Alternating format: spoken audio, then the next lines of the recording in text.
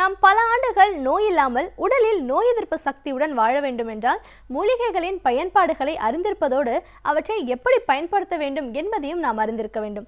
ஆதலால் டாக்டர் கௌதமன் அவர்கள் இன்றைக்கு என்ன மூலிகைகளின் பயன்பாடுகளை நம்மிடையே பகிர்ந்து கொள்ள வந்திருக்கிறார் என்பதை கவனிக்கலாம். நிகழ்ச்சியில் அடுத்த பகுதியாக வரவிருப்பது பல்லாண்டு வாழ்ந்திட. அன்பான கலைஞர் தொலைக்காட்சி நேயர்களுக்கு என்னுடைய இனிமையான காலை வணக்கங்கள். இன்றைக்கி நம்ம பார்க்கக்கூடிய தாவரத்துடைய பெயர் கற்கடக ஸ்ருங்கி அப்படின்னு சொல்லக்கூடிய ஒரு ஒட்டுண்ணி வகை தாவரத்தை சொல்லலாம். இது என்ன ஒட்டுண்ணி வகை தாவரம் அப்படின்னு பார்த்திங்கன்னா, இதற்கென்று தனியாக பூமியிலிருந்து வளராது. பெரிய பெரிய மரங்களில் பார்த்திங்கன்னா ஆலமரம், அரச மரம், மருத மரம், வேங்கை மரம் சொல்லக்கூடிய பெரிய பெரிய மரங்களில் பார்த்திங்கன்னா ஒட்டுண்ணியாக அந்த மரத்தினுடைய தண்டு பகுதிகளில் ஆரம்பித்து அதோட வேர்கள் அந்த மரத்துடைய தண்டு பகுதிகளை துளைத்து உள்ளே போய் அந்த மரத்திலிருந்து கிடைக்கக்கூடிய சத்துக்களை உறிஞ்சு வாழக்கூடிய ஒட்டுண்ணி வகை தாவரத்துக்கு தான் இந்த கற்கடக ஸ்ருங்கி அப்படின்னு பேர். இந்த கற்கடக ஸ்ருங்கியை பொறுத்தவரையிலும் பார்த்திங்கன்னா, அந்த தாவரம் வளர்ந்து உதிர்ந்த பிறகு இறந்த பிறகு பார்த்திங்கன்னா அதுக்கு மேலே ஒரு ஷெல் மாதிரி ஒரு ஓடு போன்ற ஒரு தோற்றம் இருக்கும். காற்று அடிக்கும்போது பார்த்திங்கன்னா சட சட சட அப்படின்னு சத்தம் கேட்கும். அந்தளவுக்கு ஒட்டுண்ணி வகை தாவரத்தில் ரொம்ப முக்கியமான இடத்தை பெற்றிருக்கக்கூடிய ஒரு தாவரம் இந்த கற்கடக ஸ்ருங்கி. இந்த கற்கடக ஸ்ருங்கியை பொறுத்தவரையிலும் பார்த்திங்கன்னா ஆஸ்துமா நோயை குணப்படுத்துவதற்கு இந்த உலகத்திலேயே இதைவிட சிறந்த மருந்து இல்லை அப்படின்னு சொல்லக்கூடிய அளவுக்கு மிகச்சிறந்த ஒரு மருந்து இந்த கற்கடக ஸ்ருங்கி. அதே போல் உரக்ஷதம் அப்படின்னு சொல்லுவோம், மார்பு சம்பந்தப்பட்ட வலிகளையும் மார்பு கூடு சம்பந்தப்பட்ட வலிகளையும் நீக்குவதில் இது ஒரு மிகச்சிறந்த மருந்து. 1974 பார்த்திங்கன்னா இந்த கற்கடக ஸ்ருங்கியோடைய மருத்துவ குணங்களை பற்றியும் அதிலிருந்து கிடைக்கக்கூடிய வேதியியல் கூறுகள் என்னென்னங்கிறத பற்றியும் அவை எவ்வாறு ஆஸ்துமா நோய்க்கு உபயோகப்படுத்த முடியும் அப்படிங்கிறத பற்றியும் பாம்பே யூனிவர்சிட்டியில் ரொம்ப அழகாக ஆராய்ச்சி செய்து நிறைய ஆய்வறிக்கைகள் கொடுத்திருக்கிறார்கள். அதன் பிறகு இந்த மூலிகையை அதிகமாக உபயோகப்படுத்துறதுனால கிடைக்காம போகக்கூடிய ரெட் லிஸ்டட் ஸ்பீஷியஸில் இந்த கற்கடக ஸ்ருங்கியும் இன்றைக்கு இருக்கிறத நம்ம பார்க்க முடிகிறது. ஆனால் இப்போதைக்கு அரசாங்க முயற்சினால் பார்த்திங்கன்னா கமர்ஷியல் கல்டிவேஷன் இந்த கற்கடக ஸ்ருங்கியை நிறைய பண்ணுறாங்க. முதலாவது உபயோகம் பார்த்திங்கன்னா ஆஸ்துமா மற்றும் சிஓபிடின்னு சொல்லக்கூடிய கிரானிக் அப்ஸ்ட்ரக்டிவ் பல்மனரி டிஸார்டர்னு சொல்லக்கூடிய 2 பிரச்சனைக்கும் நல்ல தீர்வளிக்கக்கூடிய ஒரு மருந்து இந்த கற்கடக ஸ்ருங்கி. கற்கடக ஸ்ருங்கியுடைய தாவரத்தை எடுத்து நல்லா உலர வைத்து அரைத்து துணியில் சலித்து எடுக்கக்கூடிய ஒரு சாம்பல், அதில் ஒரு தேக்கரண்டி வெந்நீரில் கலந்து காலை ஒரு முறை இரவு ஒரு முறை உணவுக்கு முன்பு சாப்பிடணும். அந்த மாதிரி சாப்பிட ஆரம்பிக்கும் போது ஒரு 2 மாத காலத்திலேயே ஆஸ்துமா நோய்க்கு எடுத்துக்கொள்ளக்கூடிய பஃப், வென்டிலேட்டர் சம்பந்தப்பட்ட உணவு மருந்துகளை, நெபுலைசர் சம்பந்தப்பட்ட பிரச்சனைகளை நம்ம குறைக்க முடியும். இரண்டாவது, இந்த சிஓபிடி ஏற்படும் போது பார்த்திங்கன்னா பெரும்பாலான நோயாளிகளுக்கு மார்பு மேலே ஒரு 1 கிலோ கல்லை தூக்கி வச்ச மாதிரி ஒரு பாரம் இருக்கும். அதனால் அவங்களால மூச்சு விட முடியாது, அதனால் அவர்களால் ஒரு 10 வார்த்தை தொடர்ந்து பேச முடியாது. இந்த மாதிரி சிரமங்கள்லாம் நிறைய இருக்கிறத பார்க்க முடியும். அந்த மாதிரி நோயாளிகளுக்கு கற்கடக ஸ்ருங்கியுடைய சூரணத்தை தேன் அல்லது வெண்ணெயில் கலந்து கொடுக்க ஆரம்பிக்கும் போது ஒரு மாத காலத்தில் அந்த மார்பு கூடில் இருக்கக்கூடிய அந்த கடினமான அந்த பாரம் குறைந்தது போல ஒரு தோற்றம் ஏற்படுவதை நம்ம பார்க்கலாம். இரண்டாவது, கற்கடக ஸ்ருங்கியை பொறுத்தவரையிலும் பார்த்திங்கன்னா இதய நோய்க்கு ஒரு மிகச்சிறந்த மருந்து அப்படின்னு சொல்லலாம். பொதுவாக மாடர்ன் மெடிசன் இந்த கான்செப்டை ஒத்துக்கிறது இல்லை. என்னென்னு கேட்டிங்கன்னா, இதயத்திற்கும் இதயத்தினால் ஏற்படுகின்ற ஆஸ்துமா நோயின்னு ஒன்று சொல்லுவோம் ஆயுர்வேதத்து மருத்துவத்தில். அதாவது இதய பலவீனம் அதிகமாகும் போது அதுவே பார்த்திங்கன்னா நாளுக்கு நாள் நம்ம உடம்பில் ஆஸ்துமா நோயை கொண்டு வரும். அந்த மாதிரி பலவீனங்கள் ஏற்படும் போது பார்த்திங்கன்னா நம்ம இந்த கற்கடக ஸ்ருங்கியோட சூர்ணத்தை கொடுக்கும்போது நுரையீரல் பலம் பெறுவதோடு மட்டுமல்லாமல் இதயத்தை சுற்றி தேங்கி இருக்கக்கூடிய தண்ணீர் இதய இரத்த குழாய்களில் இருக்கக்கூடிய அடைப்பு சம்பந்தப்பட்ட பிரச்சனைகள் இதெல்லாம் கொஞ்சம் கொஞ்சமாக மாறுதல் அடைவதை பார்க்கலாம். மிக வேகமாகவே இதயத்தில் இருக்கக்கூடிய துடிப்பு சம்பந்தப்பட்ட விஷயங்கள் சீராகிறத பார்க்கலாம். இன்றைக்கு நிறைய பேருக்கு போய் பார்த்தோம்னா கார்டியாக் டெஸ்ட் பண்ணும்போது அவங்களுடைய இதயம் நல்லா இருக்குது, ஆனால் அவங்களுக்கு இதய துடிப்பு மட்டும் ரொம்ப அதிகமாக இருக்குது அப்படின்னு சொல்லுவாங்க. இதய துடிப்பும் அதிகமாக இருக்கிறது நிச்சயமாக ஒரு வகையான மருத்துவ கோளாறுன்னு சொல்லுவோம். அவங்க கூட கற்கடக சிங்கிலிருந்து எடுக்கக்கூடிய சூரணத்தை வந்து ஒரு தேக்கரண்டி எடுத்து ஒரு 1/2 லிட்டர் தண்ணியில் போட்டு நல்லா கொதிக்க வச்சு அதை 250 மில்லியாக குறைக்க வேண்டும். வடிகட்டி எடுக்கக்கூடிய அந்த ஒரு தண்ணீரை மட்டும் காலை மதியம் இரவு 3 வேளையாக பிரித்து உணவுக்கு பின்பு சாப்பிடணும். உணவுக்கு குறைந்தது 1 மணி நேரம் பின்பு சாப்பிடணும். அப்படி சாப்பிடும்போது பார்த்திங்கன்னா மிக வேகமாக அந்த இடத்தில் இருக்கக்கூடிய பாதிப்புகள், இதயத்தில் இருக்கக்கூடிய நீர் எல்லாமே குறைந்து இதயம் மீண்டும் பழைய மாதிரி செயல்பட ஆரம்பிக்கிறத நம்ம பார்க்க முடியும். இன்றைக்கு நிறைய பேருக்கு பார்த்திங்கன்னா தூக்கமின்மை சம்மந்தப்பட்ட பிரச்சனை இருக்கிறத பார்க்குறோம். தூக்கமின்மை அப்படின்னும்போது ஒரு 9-10 மணிக்கெல்லாம் படுக்கும்போது உடனே தூக்கம் வந்துடும். ஆனால் வந்து ஒரு 12 மணிக்கோ 1 மணிக்கோ எழுந்துட்டாங்கன்னா அதுக்கப்புறம் தூக்கம் அப்படிங்கிறது வரவே வராது. தூக்கம் மிக மோசமாக இருக்கக்கூடியத ஒரு சூழல் இருக்கிறத நம்ம பார்க்குறோம். குறிப்பாக 45 வயதுக்கு மேற்பட்ட பெண்கள், 55 வயதுக்கு மேற்பட்ட ஆண்கள், இவங்க எல்லாருக்குமே தூக்கமின்மை அப்படிங்கிறது ஒரு மிகப்பெரிய சவாலாக இருக்கிறத நம்ம பார்க்குறோம். இந்த தூக்கமின்மை சம்பந்தப்பட்ட பிரச்சனைகளை குறைத்து குணமாக்கக்கூடிய சக்தி இந்த கற்கடக சிங்கிக்கு உண்டு. அதனால தான் பாரம்பரிய மருத்துவத்தில் என்ன பண்ணுறாங்கன்னா, தூக்கமின்மை சம்பந்தப்பட்ட பிரச்சனை ஏற்படும் போது 100 மில்லி பால், 200 மில்லி தண்ணீர், கற்கடக சிங்கியிலிருந்து எடுக்கக்கூடிய சூரணம் வந்து ஒரு தேக்கரண்டி, இதை நன்றாக கொதிக்க வைத்து 100 மில்லியாக குறைத்து வடிகட்டி எடுக்கக்கூடிய அந்த ஒரு பால் கஷாயத்தை காலை ஒரு முறை உணவுக்கு முன்பு, இரவு ஒரு முறை உணவுக்கு முன்பு அப்படிங்கிற மாதிரி எடுக்க ஆரம்பிக்கும்போது ஒரு 2 அல்லது 3 மாதத்திலேயே பார்த்திங்கன்னா தூக்கத்தில் நல்ல ஒரு மாற்றம் ஏற்படுவதை பார்க்கலாம். தூக்கம் சம்பந்தப்பட்ட காரணிகள் உடலில் அதிகமாகுதும், தூக்க மாத்திரை எடுத்தால்தான் தூக்கம் அப்படிங்கிற ஒரு நிலைமை மாறி இயற்கையான முறையிலேயே தூங்க ஆரம்பிக்கிறதையும் நம்ம பார்க்க முடியும். கற்கடக சிங்கி வந்து குழந்தைகளுக்கு இயற்கை கொடுத்திருக்கின்ற மிகச்சிறந்த அருமருந்து. குறிப்பாக பிறந்த குழந்தைகளுக்கு என்ன ஆகும்னா, சில நேரங்களில் பால் குடிக்கும்போது சரியாக செரிமானமாகாமல் அடிக்கடி பச்சை நிறத்தில் மலம் கழிக்க ஆரம்பிக்கும், மாந்தியம் சொல்லுவோம். இதற்கு என்ன பண்ணலான்னா, கற்கடக சிங்கியோட சூர்ணத்தை எடுத்து தண்ணீரில் கரைத்து வயிற்றுக்கு மேலே ஒரு 10 மாறி போட்டாலே அடுத்த 10-15 நிமிடத்திலேயே அந்த குழந்தை பார்த்திங்கன்னா உணவு நன்றாக எடுக்க ஆரம்பிக்கும். மலச்சிக்கல் அல்லது மோஷன் நல்லா ஃப்ரீயாக போகிறத பார்க்கலாம். நிறைய குழந்தைகளுக்கு பார்த்திங்கன்னா இன்றைக்கு பிறந்த குழந்தைகளுக்கு கேஸ் ட்ரபிளால் கஷ்டப்படுறதை பார்க்கணும். அந்த குழந்தைகளுக்கு கூட இந்த எரிக்கப்பட்ட அந்த கற்கடக சிங்கியுடைய சாம்பல் ஒரே ஒரு சிட்டிகை எடுத்து கொஞ்சோண்டு அந்த நாக்கில் தடவி விட்டோம்னா, எப்படி வசம்பு நம்ம இழைச்சி நாக்கில் தடவுமோ அதே மாதிரி தடவி விட்டோம்னா உடனே பசி சம்பந்தப்பட்ட காரணிகள், வாயு சம்பந்தப்பட்ட பிரச்சனைகள் எல்லாம் நல்லா வேகமாக குணமாகிறத பார்க்க முடியும். கற்கடக சிங்கி இந்த இந்திரலுப்தம் அப்படின்னு சொல்லுவோம். அதாவது வந்து புழுவெட்டுன்னு சொல்லக்கூடிய தலைமுடி பிரச்சனை, தலைமுடியெலாம் அங்கங்கே திட்டாக கொட்ட ஆரம்பிச்சிடும்.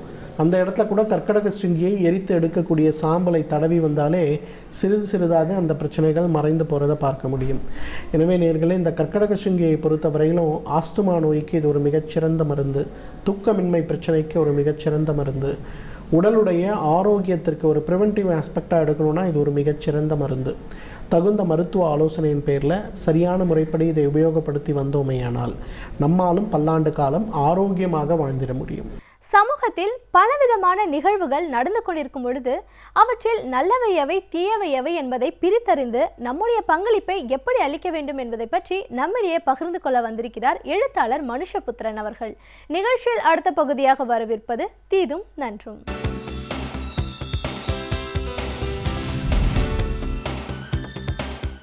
வணக்கம் நண்பர்களே, இன்னும் ஒரு இனிய காலை பொழுதில் தீதும் நன்றும் நிகழ்ச்சியில் உங்களை சந்திப்பதில் மிக்க மகிழ்ச்சி அடைகிறேன். பொதுவாக இளைஞர்களுடைய வாழ்க்கை, அதுவும் குழந்தைகளினுடைய வாழ்க்கை என்பது ஒரு பளிங்கு போன்றது. ஒரு பளிங்கு ஓவியத்தை, ஒரு பளிங்கு சிற்பத்தை நாம் எப்படி பாதுகாக்கிறோமோ அப்படித்தான் நாம் குழந்தைகளினுடைய வாழ்க்கையை பாதுகாக்க வேண்டியிருக்கிறது. ஆனால் குழந்தைகளை திசை மாற்றுவதற்கான, குழந்தைகளை ஏதோ ஒரு விதத்தில் அவர்களுடைய வாழ்க்கை பாதையில் தவறான திசைகளுக்கு இட்டு செல்வதற்கான ஒரு சூழல் எப்போதும் இருந்து கொண்டே இருக்கிறது. அப்படி மிகவும் சிறு வயதில் ஒரு மீள முடியாத பழக்கங்களுக்கு ஆட்பட்ட பலர் மிகப்பெரிய ஆளுமை சிதைவுகளுக்கு ஆளாகி அதற்கு பிறகு தங்கள் வாழ்க்கையில் தங்களை மீட்டுக்கொள்ளவே முடியாத ஒரு பெரிய வீழ்ச்சியை சந்தித்திருக்கிறார்கள். அவர்களால் குடும்ப உறவுகளிலோ அல்லது தங்களுடைய தொழில் சார்ந்த ஒரு கேரியர் சார்ந்த விஷயங்களிலோ அவர்கள் எந்த விதமான ஒரு உயர்வையும் அடைய முடியாத அல்லது சிறப்பையும் அடைய முடியாத ஒரு இடத்திற்கு அவர்களுடைய குழந்தை பருவ பழக்க வழக்கங்கள் அவர்களை தள்ளிவிட்டிருக்கின்றன. பல்வேறு உடல் மன நோய்களுக்கு அவர்கள் வாழ்நாள் எல்லாம் ஆட்படுவதற்கான ஒரு சூழலும் கூட அந்த சிறுவயது பழக்கங்களின் மூலமாக அவர்களுக்கு ஏற்பட்டு விடுவதை நாம் பார்க்கிறோம். ஏனென்றால் இந்த மிக இளம் வயது என்பது ஒரு சாகச மனப்பான்மை கொண்ட ஒரு வயதாக இருக்கும். அந்த சாகச மனப்பான்மை என்பது எல்லாவற்றையும் தொட்டு பார்க்கலாம், எல்லாவற்றையும் பரீட்சித்து பார்க்கலாம் என்கிற ஒரு எண்ணம் அவர்களுக்கு இருக்கும். இளங்கன்று பயமறியாது என்று சொல்வதனுடைய அர்த்தம் என்பது எல்லாம் எப்படி இருக்கிறது என்று பார்த்து விடலாம் என்பதுதான். அந்த வகையில் தான் பல்வேறு விதமான போதை மருந்து பழக்கங்களுக்கு சிக்கிக்கொள்ளக்கூடிய இளைஞர்களை நாம் பார்க்கிறோம். இவர்கள் உண்மையில் போதை மருந்து பழக்கத்திற்கு ஆட்பட வேண்டும் என்று அதற்குள் சிக்கிக்கொள்கிறவர்கள் அல்ல. மாறாக யாராவது ஒருவர் அவர்களுடைய வட்டத்தில் இருப்பவர்களோ தெரிந்தவர்களோ அல்லது திரைப்படங்களிலோ அத்தகைய விஷயங்களை மேற்கொள்கிற போது அதை பார்த்து தானும் அதுபோல செய்து பார்த்தால் என்ன என்று வரக்கூடிய அந்த மனோபாவம், அந்த மனோபாவத்திலிருந்து தான் இது போன்ற ஒரு விஷயங்கள் அவர்களுக்கு பழக்கமாக ஆரம்பிக்கின்றன. பிறகு சிலர் அதற்கு அடிமையாகி விடுவதையும் கூட நாம் பார்க்கிறோம். இந்த அடிமையாகிவிடக்கூடிய இந்த விஷயத்தின் காரணமாக மிக கடுமையான பின்விளைவுகளை அவர்கள் வாழ்நாளில் பிறகு சந்திக்கிறார்கள். அப்படி அவர்கள் சந்திக்கக்கூடிய அந்த பின்விளைவுகள் என்பது அவர்களுடைய ஒட்டுமொத்தமான வாழ்க்கை பாதையுமே திசை திருப்பி விடுவதை நாம் தொடர்ந்து பார்த்து வருகிறோம். அப்படிப்பட்ட ஒரு சூழ்நிலையில்தான் நாம் சில காலத்திற்கு முன்பு பரபரப்பாக ஒரு செய்தி இங்கே அடிபட்டது. அதாவது போதை சாக்லேட்டுகள். இந்த போதை சாக்லேட்டுகளை பற்றி பரபரப்பாக இந்த கடைகளில் வைத்து குழந்தைகளுக்கு போதையூட்டக்கூடிய மருந்துகள் கலந்த சாக்லேட்டுகள் விற்பனையாகின்றன என்பதுதான் அந்த செய்தி. அதே போல் இந்த பான்பராக், குட்கா போன்ற விஷயங்களை அவர்கள் இது பயன்படுத்துகிறார்கள் என்பது போன்ற விஷயமும் கூட, அதெல்லாம் தடை செய்யப்பட்டாலும் கூட அவை கிடைக்கின்றன என்கிற செய்தியும் கூட பரவலாக நாம் பார்க்க முடிந்தது. பிறகு அரசு அதன் மீது ஏதோ பல இடங்களில் சோதனை நடத்துவது போன்ற ஒரு தோற்றத்தை ஏற்படுத்தியது. அதுவும் 1-2 நாட்கள் அந்த சோதனை நடந்து அதுவும் கைகழுவப்பட்டு விட்டதை நாம் பார்த்தோம். அதற்கு பிறகும் கூட ஊடகங்களில் வந்த பல செய்திகள் இன்னும் கூட இரகசியமாக ஆனால் பரவலாக இந்த போதையூட்டக்கூடிய பல்வேறு விதமான போதைப் பொருள்கள், நீங்கள் மது அருந்துவது மட்டும் போதை கிடையாது, போதையை தரக்கூடிய பல்வேறு விதமான பொருள்கள் தொடர்ந்து விற்பனை செய்யப்படுகின்றன, சிறு சிறு கடைகளில் வைத்து விற்கப்படுகின்றன என்பதுதான் அந்த செய்தி. இதை பெரும்பாலும் பயன்படுத்தக்கூடியவர்கள் பள்ளி மாணவர்களாக இருக்கிறார்கள் என்கிற செய்தி தான் நம்முடைய மனதை பதறச் செய்கிறது. பள்ளி கல்லூரி மாணவர்கள் பெருமளவிற்கு இதில் இந்த வலையில் அகப்பட்டு கொண்டிருக்கிறார்கள் என்பது. ஒவ்வொரு கட்டமாக இப்படி சிறு சிறு போதைப் பொருள்களுக்கு, போதை சாக்லேட் போன்றவற்றை பயன்படுத்துவது, இதற்கெல்லாம் பழகி அது ஒரு காலகட்டத்தில் மது அருந்துவது, பிறகு போதை ஊசிகளை போட்டுக்கொள்வது என்று ஒரு 20-25 வயதிற்குள் அவர்களுடைய ஒட்டுமொத்த வாழ்வே அழிந்து போகக்கூடிய அளவுக்கு அவர்கள் இது போன்ற விஷயங்கள் போய் சிக்கிக்கொள்கிறார்கள்.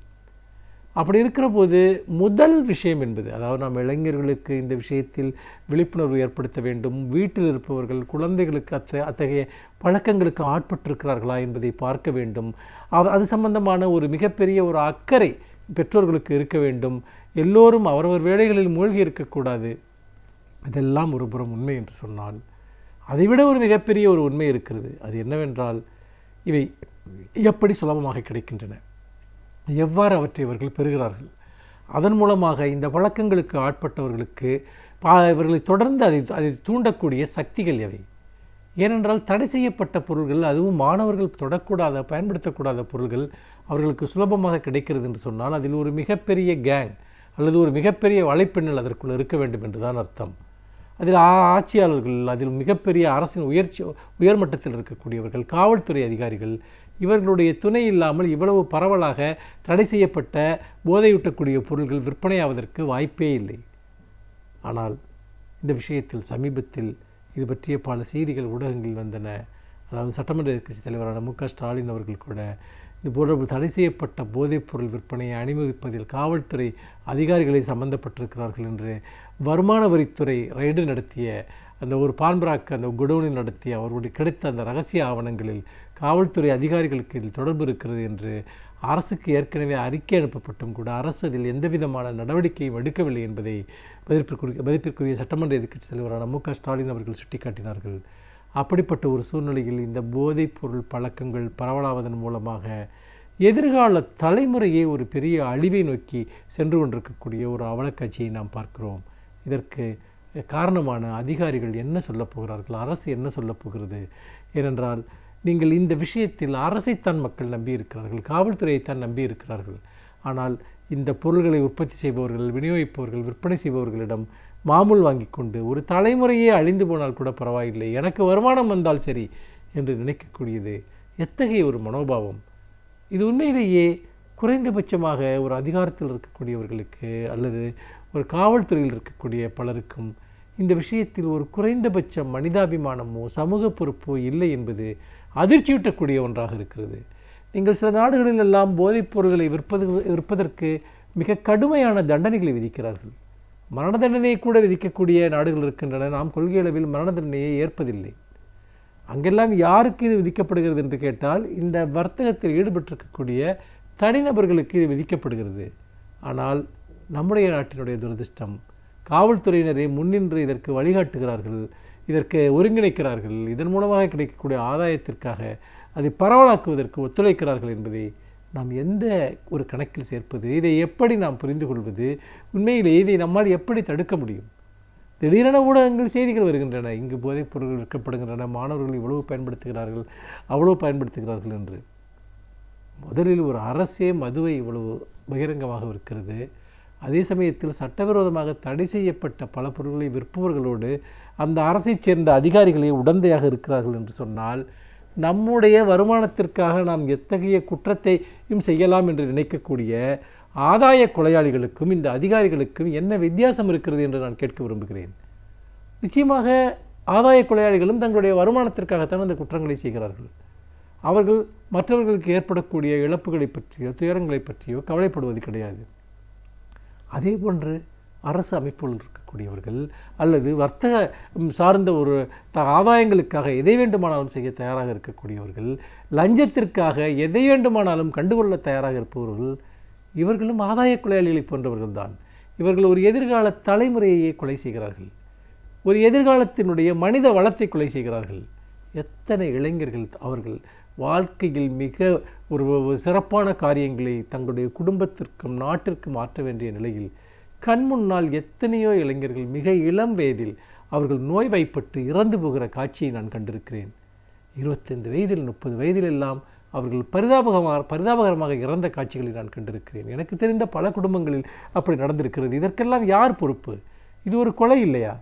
இந்த கொலைக்கு யாருமே பொறுப்பு கிடையாதா? அப்படி என்றால் இவ்வளவு விஷயங்களை நீங்கள் பரவலாக, இந்த போதைப் பொருள்களை எல்லாம் இவ்வளவு பரவலாக நீங்கள் கிடைக்கச் செய்வதன் மூலமாக பெருவாரியான இளைஞர்கள் இதுக்கு அடிமைப்படுத்துகிறீர்கள், அவருடைய எதிர்காலத்தை இருட்டாக்குகிறீர்கள்.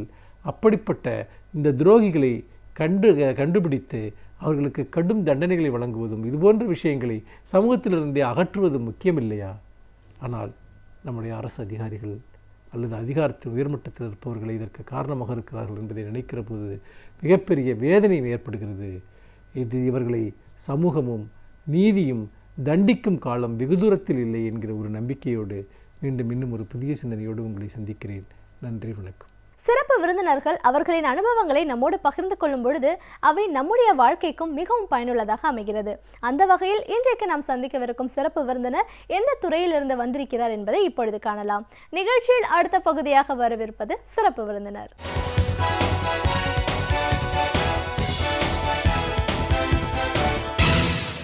வணக்கம் நேயர்களே, விடியலே வா நிகழ்ச்சியின் சிறப்பு விருந்தினருக்கான நேரம் இது. இன்றைய சிறப்பு விருந்தினர் காஞ்சிபுரம் மாவட்டத்தின் விவசாயிகள் தொழிலாளர்கள் சங்கத்தின் மாவட்ட அமைப்பாளர் திரு எம் செல்வம்.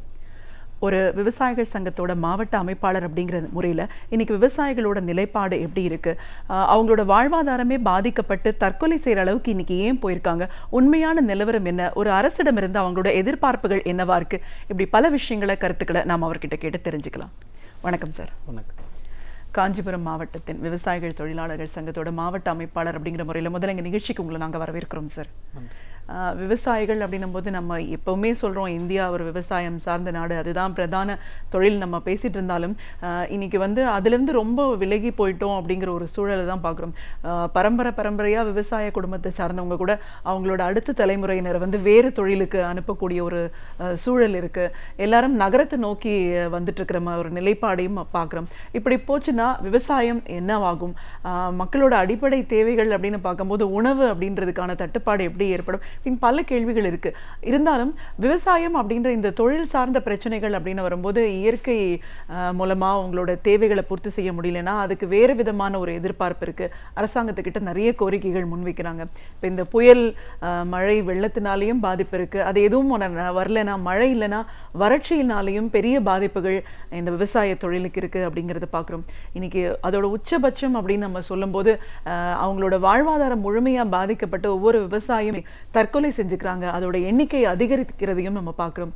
ஒரு அமைப்பாளர் அப்படிங்கிற முறையில விவசாயிகள் சார்ந்த பிரச்சனைகள் என்னவா இருக்குன்னு நீங்க சொல்லுவீங்க? விவசாயிகளுடைய பிரச்சனைகள் வந்து நம்ம 25 நிமிஷத்துல பேசுற விஷயம் இல்லை. முதல்ல சொல்லணும்னா அது எண்ணற்ற பிரச்சனைகள் இருக்கு. அது அரசு வந்து செய்ய வேண்டிய விஷயங்கள்னு ஒரு சிலது இருக்கு இல்லைங்களா? விவசாயம் பெருத்த நாடு இதுன்னு சொல்லுவாங்க. ஆனா இன்னைக்கு பட்டினியால சாகு நிலைமை இன்னைக்கு தள்ளப்பட்டு இருக்கிறாங்க. இன்னொரு விஷயம் என்னன்னா, விவசாயம் இந்திய நாட்டின் முதுகெலும்புன்னு சொல்லுவாங்க. இது வரைக்கும் தன்னோட முதுகெலும்பு யாரும் திரும்பி பார்த்ததில்லை. அதே மாதிரி தான் விவசாயம் திரும்பி பார்க்காத ஒரு இலையில இன்னைக்கு தள்ளப்பட்டு இருக்கு. 3வது உலக போர் வந்து தண்ணிக்காக தான் வரும்னு பேசிக்கிட்டு இருக்கிறாங்க. வாடிய பயிரை கண்ட போதெல்லாம் வாடினேன்னு சொன்னார் வள்ளலார். அவரை பட்டிமன்ற பேச்சாளர்கள் இன்னைக்கு எல்லா இடத்துலையும் உயர்த்தி பிடித்து பேசுகிற ஏற்பாடுன்றது நடந்தது. ஆனால் வாடிய பயிரை கண்ட போதெல்லாம் தற்கொலை பண்ணிட்டு சாகிற விவசாயியை பற்றி பேசுறதுக்கு இன்னைக்கு ஆட்கள் இல்லை, ரொம்ப குறைவாக இருக்கு. வாடிய பயிரை கண்ட போதெல்லாம் வாடின வல்லாரை பேசுகிற நம்ம வாடிய பயிரை கண்டு உயிரை விடுற விவசாயியை பற்றி பேசுறதுக்கான நேரமும் குறைவாக இருக்குது அப்படின்றத நான் பார்க்குறேன். இதுக்கு முன்னாடிலாம் நாங்கள் படிக்கும்போது இல்லை எனக்கு முன்னோர்கள் படிக்கும் போதும் சொன்னாங்க, நீர் உயர நெற்பயிர் உயரும், நெற்பயிர் உயர வரப்புயர நீர் உயரும், நீர் உயர நெற்பயிர் உயரும், நெற்பயிர் உயர குடி உயரும், குடி உயர கோ உயரும்னு சொன்னாங்க. ஒரு அரசு உயரணும்னா இப்படி தான் உயரணும் அப்படின்னு சொன்னாங்க. நீர்நிலைகளோட நிலைமை என்ன? இன்னைக்கு நாட்டில் வந்து தமிழ்நாட்டில் மொத்தம் எத்தனை ஏரிகள் இருந்துச்சு? குறைஞ்சபட்சம் தமிழ்நாட்டில் 39,000 ஏரிகள் வந்து இருந்ததா சொல்லப்படுது. ஆனால் இன்னைக்கு இருக்கிற நிலைமைனா வெறும் 4,000 ஏரிகள் தான் இருக்குது அப்படின்னு சொல்கிறாங்க. ஒன்றுபட்ட செங்கல்பட்டு மாவட்டத்திலே 6,000 ஏரிகள் இருந்துச்சான். இன்னைக்கு அந்த ஏரிகள் கூட காணாத போன நிலை தான். ஏரிகளை வந்து ஆழப்படுத்துறேன் தூர்வாரன்ற பேரில் ஏரியை அள்ளிட்டு போயிட்டாங்க. நிலத்தடி நீர் வந்து ரொம்ப உள்ளுக்கு போயிடுச்சு. ஏத்தம் இறைக்கிற விஷயங்கள்லாம் இருந்தது. சும்மா ஒரு 10 அடியில் வந்து தண்ணி ஒரு பள்ளத்தை வெட்டிட்டு ஏத்தம் இறைச்சி விவசாயம் பார்த்த காலம். ஆனால் நிலத்தடி நீர் நல்லா இருந்தது. இன்னைக்கு நிலத்தடி நீர் எங்கே இருக்குன்னு தெரியல, தேடுற ஏற்பாடு இருக்கு. அது காரணம் இந்த ஏரிகள்லாம் அழிக்கப்பட்டது, ஆறுகள் அழிக்கப்பட்டது தான். அது ஆக்கிரமிப்புன்ற பேரில் இன்னைக்கு வந்து அரசே வந்து நிறைய ஏரிகளையும் ஆறுகளையும் ஆக்கிரமித்து பில்டிங்கில் கட்டி வச்சிருக்கிறாங்க. குறிப்பாக சொல்லணும்னா காஞ்சிபுரம் கலெக்டர் ஆஃபீஸே வேகாவதி ஆற்றுல தான் இருக்கு, கட்டி வச்சிருக்கு. திருவள்ளூர் கலெக்டர் ஆஃபீஸு திருவள்ளூர் ஏரியில் கட்டி வச்சிருக்கிறாங்க. இப்போ இப்படி வந்து உதாரணத்துக்கு தான் ஒரு 2 விஷயம் சொன்னேன். இப்படி நிறைய விஷயங்களை நம்ம வந்து சொல்லிக்கிட்டு போகலாம். இந்த ஏரிகளை பாதுகாக்காமல் விவசாயத்தை பாதுகாக்க முடியாது. நீர்நிலைகள் ரொம்ப அவசியம் விவசாயத்துக்கு. ஒரு சாதாரண கிராமத்தில் படிக்காத விவசாயிக்கிட்ட கூட விவசாயம் நல்லா செய்யணும்னா என்னப்பா பண்ணணும் அப்படின்னு கேட்டினா, நல்லா மழை பெய்யணுங்க அப்படின்னா. கடந்த காலங்களில் பெஞ்ச மழை, இதே கடந்த ஆண்டு டிசம்பர் மாதத்தில் பெய்த மழையால் ஊரே வந்து பாதிக்கப்பட்டுச்சு. இந்த சென்னை மாநகரம் பெரிய பாதிப்புகளாச்சு. அந்த மழை நீர் எல்லாம் இன்னைக்கு கடலில் வீணாக கலக்கிற ஏற்பாடு தான். இங்கே செங்கல்பட்டு மாவட்டத்தை ஒட்டின மாதிரி காஞ்சிபுரம் மாவட்டத்தில் பாலாறுன்னு ஒரு ஆறு ஓடிக்கிட்டு இருந்தது தெரியும். அதில் இந்த பல ஆண்டுகளுக்கு அப்புறம் வந்து ஏகப்பட்ட வெள்ளம் போச்சு, கரை புரண்டு ஓடியது. அந்த ஆற்றுல தொடர்ச்சியாக விவசாயிகள் சங்கமும் விவசாய தொழிலாளர் சங்கமும் ஒரு செக்டம் அமைக்கணும் அங்கங்கே. அப்போ வந்து செக்டம் அமைச்சா நீர் வந்து சேவ் பண்ணப்படும். அங்கே நீர் வந்து தடுக்கப்பட்டுச்சுன்னா வந்து சுற்று வட்டாரங்களில் பாலாற்றை சுற்றி இருக்கிற 25 கிலோமீட்டருக்கு வந்து நீர் வந்து நிலத்தடி நீர் ஊறும் அப்படின்னு ஆராய்ச்சியாளர்கள் சொல்கிறாங்க. 25 கிலோமீட்டர் சுற்று வட்டம் நிலத்தடி நீர் ஊறுனா எந்த அளவுக்கு விவசாயம் இருக்கும் அப்படின்றத பார்க்கணும். அதே மாதிரி விவசாயிக்கு முன்னொரு பக்கம் பார்க்கும்போது இன்னைக்கு காஞ்சிபுரம், திருவள்ளூர், கடலூர், விழுப்புரம் மாவட்டங்கள்லாம் பார்த்தீங்கன்னா ஆற்று பாசனத்தை நம்பி பெருசாக விவசாயம் இல்லை. ஒன்று நிலத்தடி நீர், இல்லைன்னா ஏரி பாசனம். ஏரிகள் வந்து இப்படி அழிக்கப்பட்டுடுச்சு. இன்னொரு பக்கம் ஆற்று பாசனம், நிலத்தடி நீர் பாசனம்னா அது வந்து பம்ப் செட்டை நம்பி தான் இருக்குது. இன்னைக்கு 3.5 லட்சம் மின் இணைப்புகள் தான் விவசாயத்துக்கு கொடுக்கப்பட்டிருக்கு நாட்டில். ஆனால் இன்னும் 10,000 விவசாயிகள் மின் இணைப்பு கேட்டு மனு போட்டுட்டு காத்துக்கிட்டு இருக்கிறான். போர் எடுத்து வச்சுட்டு மோட்டர் செட் பண்ணிட்டு அதுக்கான தயாரிப்பு பணிகள் எல்லாம் செய்து விட்டு ஒரு 10,000 மின் இணைப்பு கேட்டு காத்துக்கிட்டு இருக்கிறாங்க. இது வரைக்கும் மின் இணைப்பு கொடுக்கல.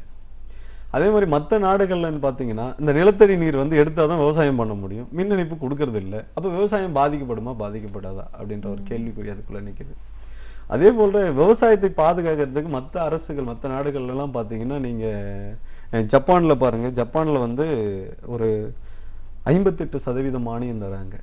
அதே சீனாவில் பார்த்தீங்கன்னா ஒரு 36% உள்ள மானியம் தராங்க விவசாயத்துக்கு. நீங்கள் அமெரிக்கா போன்ற நாடுகளில் பார்த்தீங்கன்னா 60-70% வரைக்கும் விவசாயத்துக்கு மானியம் கொடுக்குறாங்க. ஆனால் நம்ம நாட்டில் மானியம்னு பார்த்தீங்கன்னா 3-4% தான் மானியம். இப்போ விவசாயம் எப்படி லாபகரமான தொழிலாக மாறும் அப்படின்றது தான் நம்ம பார்க்க வேண்டிய அவசியம் இருக்குது. 4% மானியத்தில் விவசாயி அது கூட விவசாயிக்கு போய் சேருதான்னா சேரலை. நீங்கள் மருந்து வாங்குற அந்த மருந்து யூரியா தயாரிக்கிற இல்லை வந்து டிராக்டர் வாங்க போகிறாங்கன்னா டிராக்டர் வந்து ஒரு 10 லட்ச ரூபானா 12 லட்ச ரூபான்னு சொல்லிட்டாங்கன்னா அந்த மானியம் வந்து அங்கே போய் சேர்ந்துடுது. விவசாயிக்கு நேரடியாக போய் மானியம் கிடைக்கிறது இல்லைன்றதான் நாங்கள் பார்க்குறோம். இப்படி ஒவ்வொரு விஷயங்களும் அரசால் மறுக்கப்படும் போது இயற்கை சீற்றம் இன்னொரு புறம். இயற்கை சீற்றம் இன்னைக்கு பார்த்தீங்கன்னா பல்கலைக்கழகங்களில் அவங்களே சொல்லியிருக்கிறாங்க 24 மாவட்டத்தில் வந்து வறட்சி பாதிக்கப்பட்ட மாவட்டம் அப்படின்னு சொல்லி அரசுக்கு அறிக்கை கொடுத்துருக்குறாங்க. வறட்சி நிவாரணம் கேட்டும் விவசாயிகள் விவசாய தொழிலாளர்கள்லாம் அங்கங்கே போராட்டங்கள் ஆர்ப்பாட்டங்கள்லாம் பண்ணிக்கிட்டு இருக்கிறாங்க. ஆனால் அவங்களுக்கு இந்த அரசு இன்னும் செவி சாய்க்கலை அப்படின்றதான் நம்ம பார்க்குறோம். அதனால தான் தற்கொலையும் நடக்குது. அவங்க வாழ்வாதாரம் பிரச்சனை, அவங்களுக்கு மான பிரச்சனை இருக்குது, உணவுக்கான பிரச்சனை இருக்குது, அவங்க அன்றாட தேவைகளை பூர்த்தி செய்வதற்கான பிரச்சனை இருக்குது, வாழ வழியில்ன்றது தான் தற்கொலை பண்ணிக்கிட்டு சாகிற ஏற்பாடு. கண்டிப்பாக சார். இப்போ அதை பற்றி தான் பேசணும். இந்த பிரச்சனைகள்லாம் வந்து நம்ம இன்னைக்கு நேரத்துக்கு பார்க்கல, நம்ம தொடர்ந்து பார்த்துட்டு கூடிய பிரச்சனைகள் தான். இயற்கையினால பாதிப்புன்னு வரும்போது வெள்ளத்தினாலேயும் பாதிப்பு, வறட்சினாலேயும் பாதிப்பு தொடர்ந்து தான் இருக்குது. ஆனால் இப்போ சமீப காலமாக பார்த்தீங்கன்னா இந்த தற்கொலை அப்படிங்கிற ஒரு எண்ணிக்கை வந்து அதிகரிச்சுட்டு இருக்கிறத பார்க்குறோம். அந்த நெற்பயிரை பார்த்து அந்த கருகின ஒரு சூழலை அதை தாங்க முடியாமல் மாரடைப்பு வந்து இறந்து போன விவசாயிகளோட எண்ணிக்கை அதிகரிச்சு. இந்த சமீப காலத்து இந்த அளவுக்கு தீவிரம் எதனால் ஏற்பட்டிருக்கு? தற்கொலையை வந்து தற்கொலைக்கு தள்ளப்படுறாங்கன்னு தான் சொல்லணும். நம்ம அவங்களா வந்து அது முடிவு எடுக்கிறது இல்லை, நாம் தள்ளுறோம், அவங்கள தற்கொலைக்கு தள்ளுறோம் விவசாயிகளை. அதான் நான் ஏற்கனவே சொன்ன அடிப்படையில் தான் இந்தந்த பிரச்சனைகளை வந்து தீர்வுக்கான பிரச்சனைகள். இப்போ பாருங்கள், இந்த வர்தா புயல் வந்துச்சு.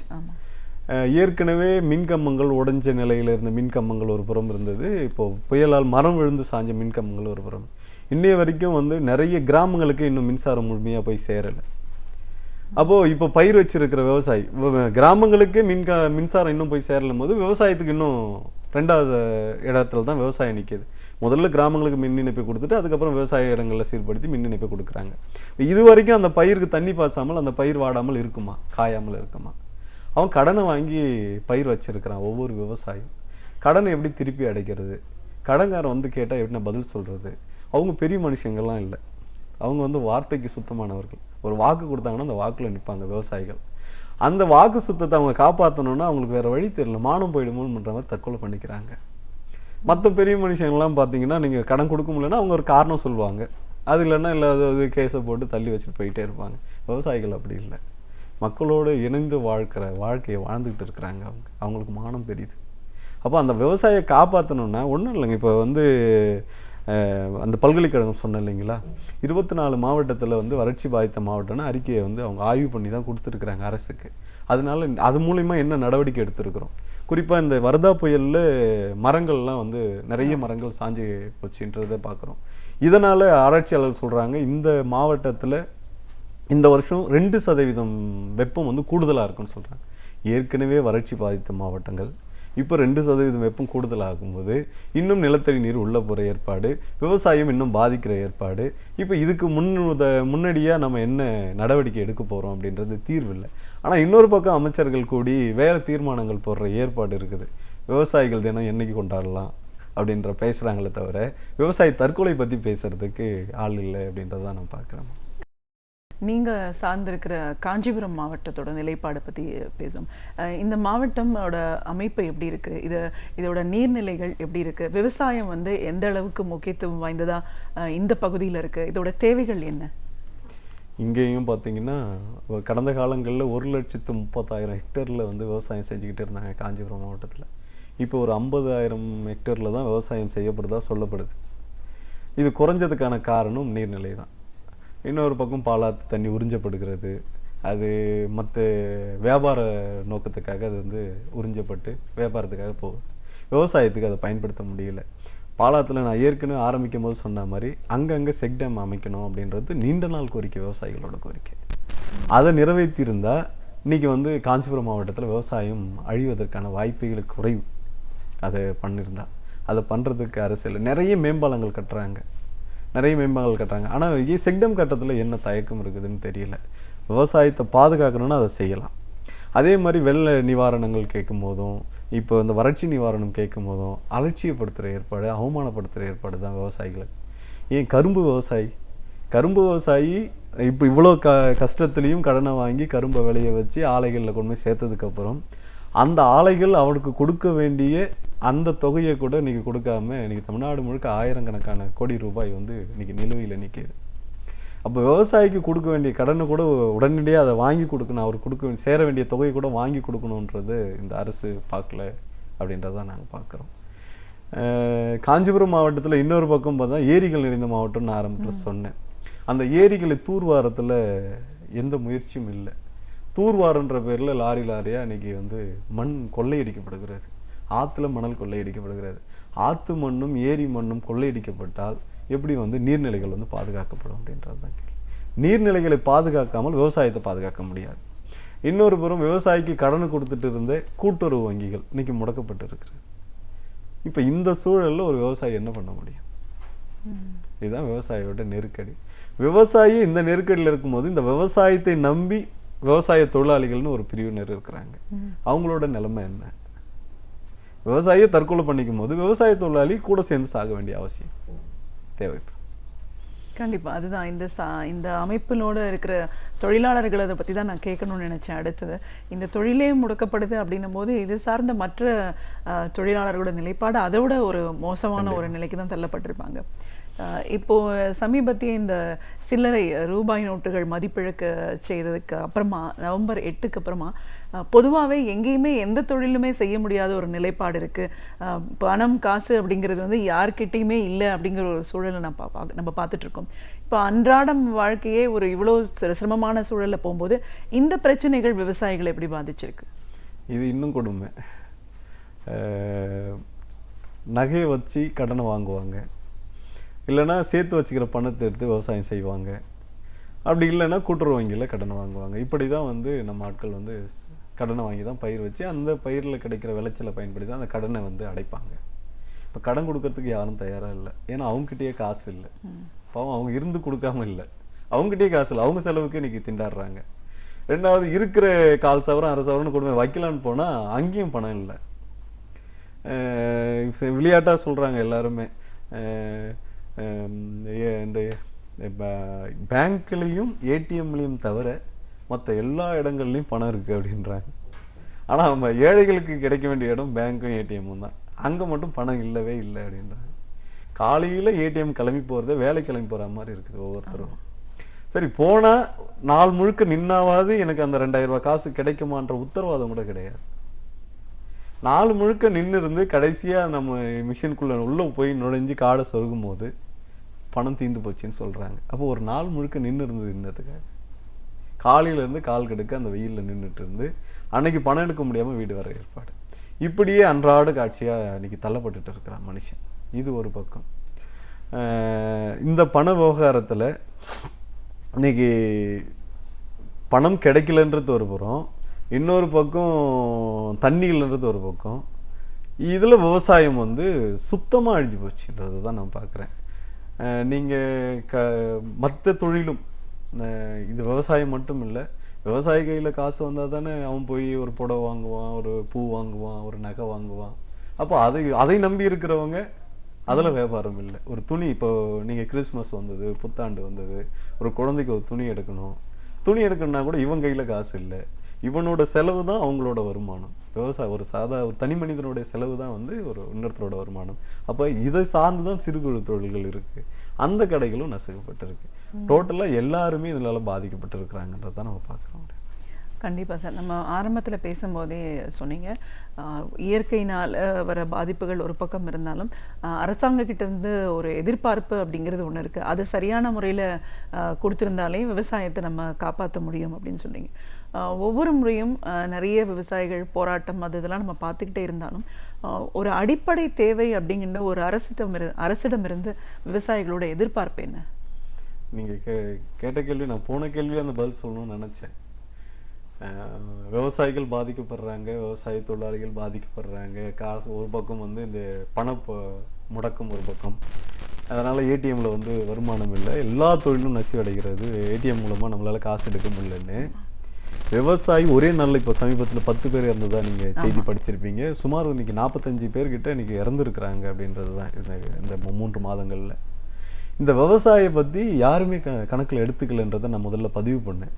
ஆனா எல்லாருடைய வாழ்க்கையிலையும் தவிர்க்க முடியாத சக்தியாக அந்த விவசாயி இருக்கிறான். அவனுடைய இறப்பு என்பது நமக்கு பாதிப்பை தரல, யாருக்குமே அந்த பாதிப்பை தரல. ஆனா ஒரு சில இயக்கங்கள், ஒரு சில நபர்களுக்கு மட்டும் அது பெருசா பார்க்கப்படுது. அவர் இல்லைன்னா இந்த உலகம் இல்லை, விவசாயம் தான் வந்து முக்கியமானது அப்படின்னு நினைக்கிற அமைப்புகள் ஏடிஎம்ல காசு இருக்கணும், விவசாயிக்கு கிடைக்கணும் அப்படின்னு சொல்லி சிறு போராட்டங்கள் அரசுக்கு தெரிவிக்கிறதுக்காக ஒரு ஜனநாயக ரீதியில ஒரு ஆர்ப்பாட்டமோ ஒரு போராட்டமோ நடத்தினா அந்த குரல் வலையை அடக்கிற அளவுக்கு, ஒடுக்கிற அளவுக்கு தான் இன்னைக்கு வந்து போலீஸ் துறை நடந்துக்குது. நீங்க 31ஆம் தேதி நடந்த சம்பவத்தை பத்திரிகையில பார்த்திருப்பீங்க. இப்படி ஜனநாயக மாதர் சங்கம், வாலிபர் சங்கம்னு 2 அமைப்புகள் நடத்தின போராட்டத்துல மிகப்பெரிய கலவரத்தை கட்டவிழ்த்து விட்டு இருக்கிறாங்க. இது யாரும் கேட்கவும் மாட்டாங்க, கேட்குறவங்களையும் அடிப்பாங்கன்னா எப்படி இந்த நாட்டை நம்ம காப்பாற்ற போறோம்? இந்த அரசுக்கு யார் தான் கோரிக்கை வைக்கிறது? யாரோட கோரிக்கை தான் இந்த அரசு செவிசாய்க்க போகுது அப்படின்றது தெரியல. அப்படி கோரிக்கைகள்னு வரும்போது உங்களோட தேவைகள் என்னன்னு சொல்லுவீங்க? எங்களோட தேவைகள் வந்து ஏரிகளை வந்து பாதுகாக்கணும், நீர்நிலைகளை பாதுகாக்கணும், ஆற்றை பாதுகாக்கணும், அதில் வந்து மணல் கொள்ளையை தவிர்க்கணும். ஏரியில் வந்து அந்த 3 அடி ஆழத்துக்கு எடுக்கிறதுக்கு தூர்வாரத்துக்கு தான் அனுமதி தர்றாங்க. ஆனால் 2 லாரி முழுகிற அளவுக்கு இன்னைக்கு பள்ளம் எடுக்கப்படுது. அது அரசு அதிகாரிகள் கண்காணிக்கப்படணும்.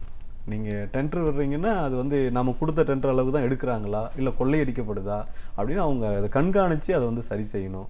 அதே மாதிரி அந்த ஏரிகளுடைய நீர்நிலைகளுடைய தூர்வாரி அதில் கிடைக்கிற மண்ணை அந்த கரைகளை பலப்படுத்துறதுக்கு அதை பயன்படுத்தணும். அப்போ தான் கடந்த காலத்தில் பெஞ்சு எத்தனை ஏரிகள் வந்து உடைஞ்சதுன்றதை நம்ம பார்த்தோம். அது எல்லாமே செய்தி, எத்தனை ஏரிகள் உடைஞ்சது, அத்தனை ஏரிகள் உடைஞ்சது எல்லாம் செய்தியாக தான் நிற்குது. அது உடைஞ்சதுனால என்னென்ன பாதிப்புன்றதை நம்ம அலசலைன்றதை தான் நான் பார்க்குறேன். அதெல்லாம் பலப்படுத்தப்பட்ட அந்த ஏரிகள்லாம் உடைப்பை வந்து தவிர்க்கலாம், நீரை சேமிக்கலாம். நீரை சேமித்தா நிலத்தடி நீர் வரும், நிலத்தடி நீர் வரும்னால் நம்ம விவசாயம் பெருகும், விவசாயம் பெருகுனா எல்லாருமே நல்லா இருக்கலான்றது தான் நம்ம பார்க்குறோம். அந்த அடிப்படையில் அவங்க வந்து அரசு வந்து இந்த வேலைகளை செய்யணும். எங்களுக்கு காஞ்சிபுரம் மாவட்டத்தில் செக்டம் கட்டுறது ரொம்ப தேவையான ஒரு விஷயம்.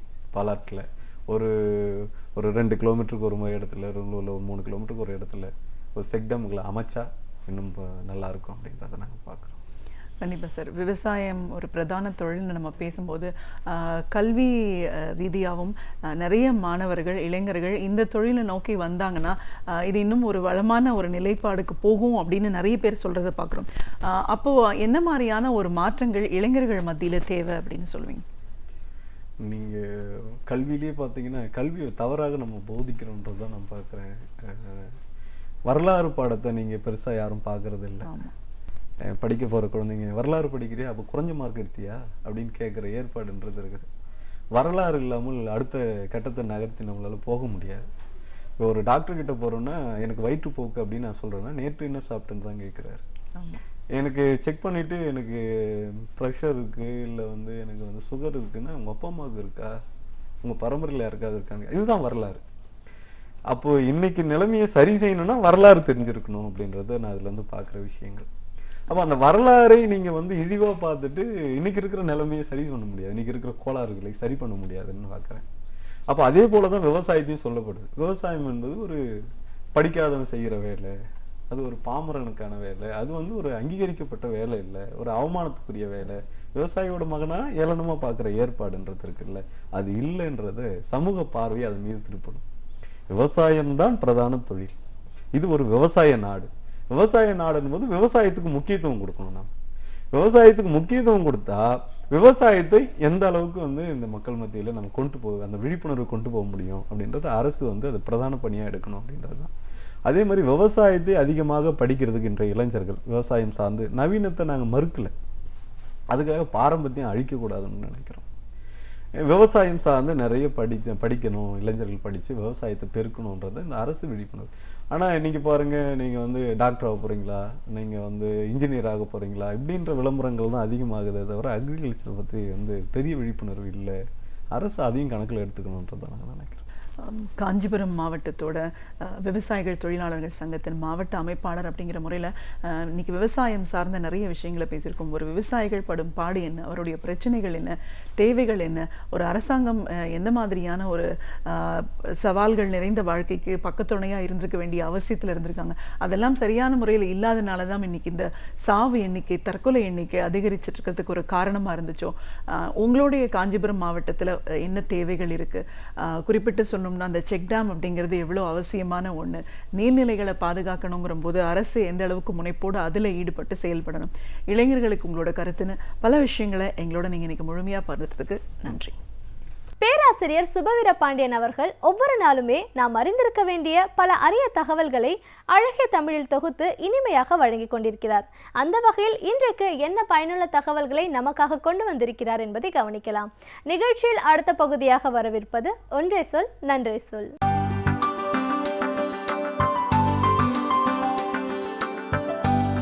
அனைவருக்கும் என் அன்பு வணக்கம். பெரும்பான்மையாக தமிழில் நூல் எழுதுகிறவர்கள் ஒரு காலகட்டத்தில் தமிழ் புலவர்கள், தமிழ் கவிஞர்களாக, தமிழ் எழுத்தாளர்களாக மட்டுமே இருந்தார்கள். பிறகு இன்னொரு வளர்ச்சி வந்தது. வெவ்வேறு துறைகளை சார்ந்தவர்களும் தமிழில் நூல்களை எழுதுகிற போதுதான் அந்த துறை அறிவை பொதுமக்களாகிய நாம் பெற்றுக்கொள்ள முடியும். அப்படி மருத்துவத்துறை சார்ந்த ஒரு மருத்துவர் எழுதியிருக்கிற மிக அருமையான ஒரு நூலில் பல்வேறு செய்திகள் எளிமையாக நமக்கு விளக்கப்பட்டிருக்கின்றன. அந்த மருத்துவரினுடைய பெயர் மாணிக்கவாசகம் என்பது. அவர் ஒரு மயக்க இயல் மருத்துவர், உளவியல் மருத்துவர் என்பது போல அவர் ஒரு மயக்க இயல் மருத்துவர். அதாவது அறுவை சிகிச்சைகளுக்கு முன்னால் மயக்க மருந்தை கொடுக்கிற அந்த துறை சார்ந்த மருத்துவர். அந்த நூலுக்கு பெயர் தூங்காமல் தூங்கி என்பது. அந்த பெயரே மிக அழகாக இருக்கிறது. அவர் மருத்துவத்துறையிலே இருந்தாலும் ஐம்புலன்களையும் அடக்கி தூங்காமல் தூங்கி சுகம்பெறுவத காலம் என்கிற அந்த வரியை அடியொற்றி அவர் தூங்காமல் தூங்கி என்று அழகாக பெயர் வைத்திருக்கிறார். அந்த மயக்கம் என்பதே தூங்காமல் தூங்குவது தான். அந்த நல்ல நூலை சென்னை அசோக் நகரிலே இருக்கிற சந்தியா பதிப்பகம் வெளியிட்டிருக்கிறார்கள். பழைய நூல், மறுபடியும் அது பதிப்புகள் வரவேண்டிய நூல். அந்த நூலில் அவர் மயக்க இயல் மருத்துவராக இருக்கிற போது அவர் கண்ட, அவருக்கு நேர்ந்த அனுபவங்களை தொகுத்து அதனை தந்திருக்கிறார். அவர் தந்திருக்கிற சில அனுபவங்கள் நம்மை அப்படியே மலைக்க வைக்கின்றன என்று சொல்ல வேண்டும். ஒவ்வொரு துறையும் அந்த துறைக்கே உள்ள அதற்குரிய அனுபவங்கள், அதற்குரிய ஆழ்ந்த செய்திகள் அனைத்தையும் கொண்டதாகத்தான் இருக்கும். ஒரு மயக்க மருந்து கொடுப்பது தானே என்று நம்மில் பலர் கருதக்கூடும்.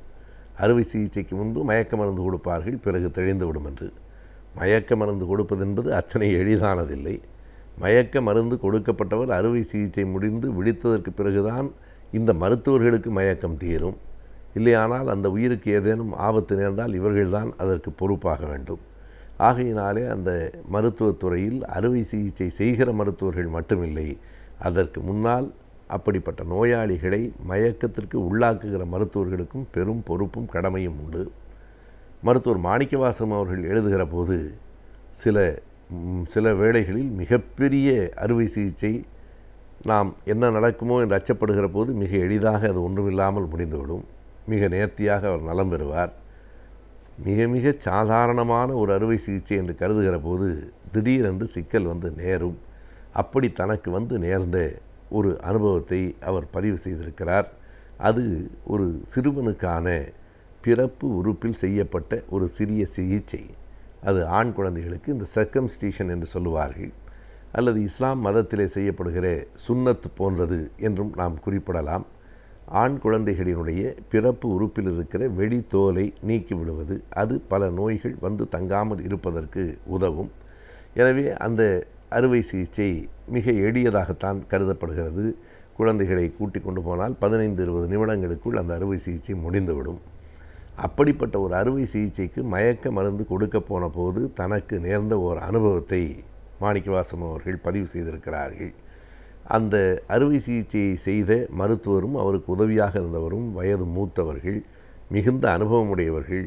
மிக எளிதாக ஒரு 20 நிமிடங்களில் அந்த அறுவை சிகிச்சையை முடித்துவிட்டு அவர்கள் வெளியேறிவிட்டார்கள். அவர்கள் வெளியேறியதற்கு பிறகு அந்த மயக்க நிலையை கலைத்துவிட்டுத்தான் இந்த மருத்துவர் வெளியே வர முடியும். அப்படி மயக்க நிலை கலைக்கப்படுகிற போது அந்த குழந்தை மூச்சு விடுவதற்கு கொஞ்சம் சிரமப்படுவதை இவர் பார்க்கிறார். தொண்டையில் விளக்கடித்து பார்த்தால் சளி இருக்கிறது. அந்த சளியை எடுப்பதற்கு அந்த மின் உறிஞ்சி, அந்த சக்ஷன் என்று சொல்லுவார்கள், அதுவே உறிஞ்சி எடுத்துவிடும். அது அங்கே சரியாக வேலை செய்யவில்லை. உடனே அங்கே இருக்கிற ஒரு வலை துணி, காஜ் என்று பெயர் இருந்த ஒரு வலை துணியை கிடுக்கியினால் பிடித்து தொண்டைக்குள் விட்டு அதை துடைத்து கீழே போட்டு விடுகிறார். அவ்வளவுதான், குழந்தை இனிமேல் சரியாகி விடுவான். உள்ளே இருந்த சளியை துடைத்து எடுத்தாகிவிட்டது. ஆனால் திடீரென்று கவனித்து பார்த்தால் அந்த குழந்தை மறுபடியும் மூச்சு விடுவதற்கு சிரமப்படுகிறான். எந்த அளவுக்கு சிரமப்படுகிறான் என்றால் முன்னை விட மிக கூடுதலாக சிரமப்படுகிறான். ஏன் இவ்வளவு சிரமப்படுகிறான் என்று அவனுடைய தொண்டையை மறுபடியும் திறந்து பார்த்தால் அப்படியே வெள்ளையாக சளி அடைத்து கொண்டிருக்கிறது. இவ்வளவு சளி எப்படி அவனுடைய மூச்சு குழல் இருக்கிற இடத்தில் அடைத்து கொண்டிருக்கிறது? ஏன் இப்படி என்று கருதி மறுபடியும் ஒரு துணியை எடுக்கிற நேரத்தில் அவனுக்கு மேலும் மூச்சு திணறுகிறது. உடல் நீலம் பாரித்து போகிறது. உடம்பு நீலம் பாரிக்குமானால் எந்த நிமிடமும் மரணம் நேரலாம் என்பதுதான். அறுவை சிகிச்சை முடித்த மருத்துவர்கள் அதனை முடித்துவிட்டு வெளியே போய்விட்டார்கள். அது ஒரு சாதாரண அறுவை சிகிச்சை. அதிலே திடீரென்று குழந்தை மூச்சடைத்து இறந்து போகிறான் என்றால் இவர்தான் அதற்கு முழு பொறுப்பாக வேண்டும். இவருக்கு என்ன காரணம் என்பதையும் சட்டென்று கண்டுபிடிக்க முடியவில்லை. தொண்டையிலே இவ்வளவு சளி அடைத்திருக்குமா என்றும் தெரியவில்லை. திடீரென்று ஒரு சிந்தனை இவருக்கு ஏற்பட்டு எடுத்த துணியை வைத்துவிட்டு அந்த கிடுக்கி அதனை மட்டும் உள்ளே அனுப்பி அதனை மூலமாக அந்த இடுக்கியின் மூலமாக அந்த சளியை எடுக்க முயற்சிக்கிற போது அது வருவதற்கு சற்று கடினமாக இருக்கிறது. மறுபடியும் கொஞ்சம் கடினப்பட்டு அதை இழுக்கிற போது சட்டென்று வெளியே வருகிறது. வெளியே வந்தது சளி இல்லை, இன்னொரு அந்த வலை துணி மறுபடியும் வெளியே வருகிறது. இவர் எந்த வலை துணியை வைத்து துடைத்தாரோ அதே மாதிரி இன்னொரு வலை துணி உள்ளே அடைத்து கொண்டிருந்து இவர் எடுக்கிற போது வெளியில் வருகிறது. அது எப்படி உள்ளே இருந்தது? வேறொன்றும் இல்லை, முதல் முறை சளியை துடைப்பதற்காக, சுத்தம் செய்வதற்காக இவர் அந்த இடுக்கியின் மூலம் வலை துணியை எடுத்தபோது ஒன்றுக்கு பதிலாக 2 வந்திருக்கிறது. அது மிக மென்மையான துணி. அந்த 2 துணிகளை வைத்து துடைக்கிற போது முதல் துணி மட்டும் வெளியே வந்துவிட்டது. 2வது தொண்டைக்குள்ளேயே சிக்கி கொண்டிருக்கிறது. அதை இவர் சட்டென்று கவனிக்கவில்லை. அது மூச்சு குழலை அடைத்துத்தான் குழந்தைக்கு நீளம் பாதிக்கிற அளவுக்கு ஆகி போயிருக்கிறது. பதறிப்போய் அதை எடுத்ததற்கு பிறகு குழந்தை மூச்சு விட்டிருக்கிறான். அவர் எழுதுகிறார், மூச்சு விட்டது குழந்தை மட்டுமில்லை நானும் தான் என்று எழுதுகிறார். எனவே குழந்தையை விட அந்த நேரத்தில் வியர்த்து விறுவிறுத்து போய் தன்னுடைய வேலையில் ஒரு பெரிய சிக்கல் வந்து விட்டதே என்று அச்சப்பட்டு ஒரு சாதாரண சின்ன நிகழ்ச்சி ஒரு உயிர் போவதற்கு காரணமாகி விடுவதற்கு வாய்ப்புகள் இருக்கின்றன. எவ்வளவோ அறிவியல், மருத்துவத்துறை எல்லாம் வளர்ந்திருக்கிறது. எங்கேனும் ஒரு சின்னதாக கூட தவறு ஏற்படுமானால் அது உயிருக்கே ஆபத்தாக முடியும் என்பதை அன்றைக்கு நான் உணர்ந்தேன். மிக மிக கவனமாக அன்றிலிருந்து எப்போது அந்த வலை துணியை எடுத்தாலும் 1 முறைக்கு 2 முறை சரிபார்த்து விட்டுத்தான் நான் எடுக்கிறேன் என்று அவர் எழுதுகிறார். எனவே ஒவ்வொரு துறையிலும் ஒவ்வொருவருக்கும் கிடைக்கிற அனுபவங்கள் அனைவரோடும் பகிர்ந்து கொள்ள வேண்டுவன, பகிர்ந்து கொள்ளத்தக்கன என்றால் அவற்றை பகிர்ந்து கொள்ள வேண்டும். எல்லா துறைகளை சார்ந்த அறிஞர்களும் தங்களின் அனுபவங்களை பதிவு செய்ய வேண்டும். அது என்றைக்கும் சமூகத்திற்கு பயன்படும். தற்போது அறிமுகப்படுத்தப்பட்டுள்ள புதிய கல்விகளை பற்றியும் அதற்கான வேலைவாய்ப்புகளை பற்றியும் இன்றைய ஆலோசனை நேரத்தில் கல்வி மற்றும் வேலைவாய்ப்பு பகுதியில் தெரிந்து கொள்ளலாம்.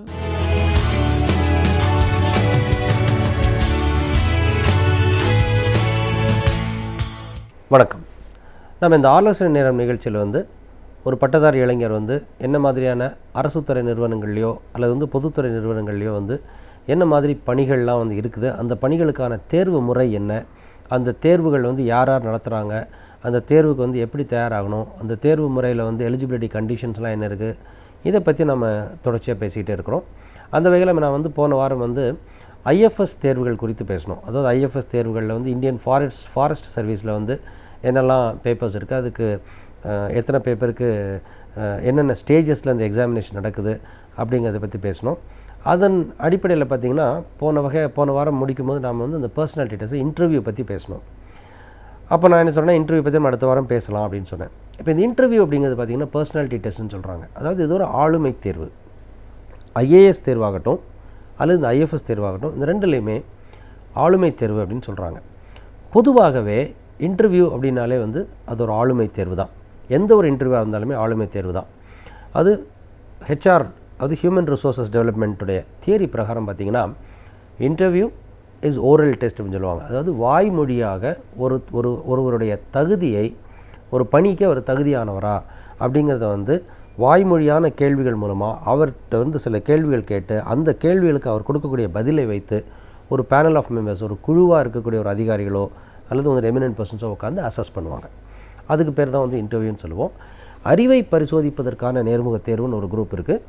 இன்னொரு கேட்டகரி ஆஃப் இன்டர்வியூ தான் என்னென்னு கேட்டிங்கன்னா ஆளுமையை பரிசோதிக்கக்கூடிய ஒரு நேர்முக தேர்வு. இப்போ பொதுவாக வந்து ஒரு எக்ஸிக்யூட்டிவ் லெவலுக்கு, அதாவது ஆஃபீஸர் லெவலுக்கு, ஒரு லீடர்ஷிப் ரோலுக்கு, தலைமை வகிக்கக்கூடிய ஒரு பதவிகளுக்கான இன்டர்வியூ அப்படின்னு நேர்முக தேர்வு அப்படின்னு சொன்னால் அதில் பொதுவாக வந்து அறிவை பரிசோதிப்பதை விட ஆளுமையை பரிசோதிப்பதற்கு தான் வந்து முக்கியத்துவம் தரப்படும். அதனால தான் வந்து இந்த பட்டதாரி இளைஞர்கள் அல்லது இந்த கல்லூரியில் இருக்கக்கூடிய இளைஞர்கள் வந்து என்ன புரிஞ்சுக்கணும், மாணவர்கள் என்ன புரிஞ்சுக்கணும்னு சொன்னால், உங்களுடைய இனிஷியல் ஸ்டேஜஸில், இப்போ நான் சொல்கிறது வந்து போட்டித் தேர்வுக்கு மாத்திரம் அல்ல, நீங்கள் கல்லூரிகளில் ஃபைனல் இயர்லையோ தேர்ட் இயர்லையோ இருக்கக்கூடிய ஸ்டூடெண்ட்ஸு கேம்பஸ் இன்டர்வியூ வரும்போது கூட நீங்கள் இந்த விஷயத்தை தெளிவாக புரிந்து கொண்டீர்களே ஆனால் உங்களுக்கு வந்து அந்த இன்டர்வியூ ஹேண்டில் பண்ணுறது வந்து ஈஸியாக இருக்கும்.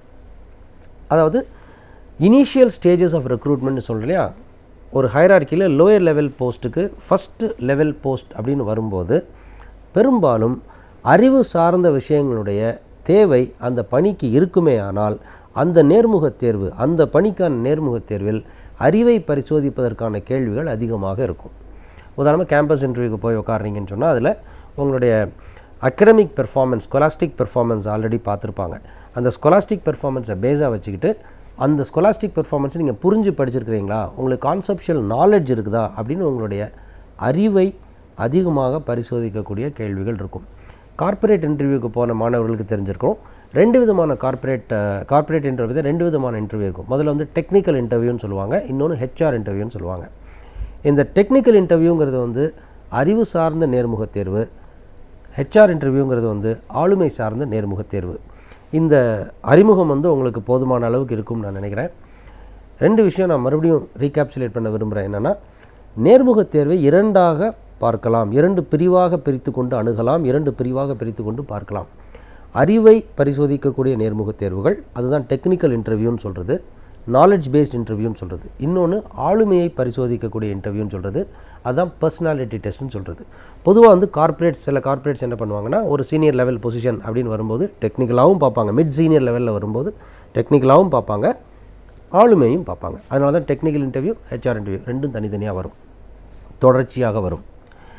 இன்னொன்று வெறும் அறிவை மாத்திரம் சோதிக்கக்கூடிய இன்டர்வியூ. இப்போ கேம்பஸ் இன்டர்வியூலாம் பெரும்பாலும் பார்த்திங்கன்னா 80% நாலேஜ் பேஸ்ட் இஷ்யூஸை தான் கன்ஃபார்ம் பண்ணுறதுக்கு ட்ரை பண்ணுவாங்க. அது ஒரு பணிக்கு தேவையான விஷயங்களை நீங்கள் உங்களுடைய கல்லூரியில் படிச்சிருப்பீங்க, பல்கலைக்கழகங்கள் நடத்தக்கூடிய தேர்வின் அடிப்படையில் நீங்கள் வாங்கியிருக்கக்கூடிய மதிப்பெண்கள் உங்களுக்கு சொல்லும் உங்களுக்கு எந்த அளவுக்கு நீங்கள் வந்து ஒரு சப்ஜெக்டை படித்து புரிஞ்சிட்ருக்கீங்கன்னு.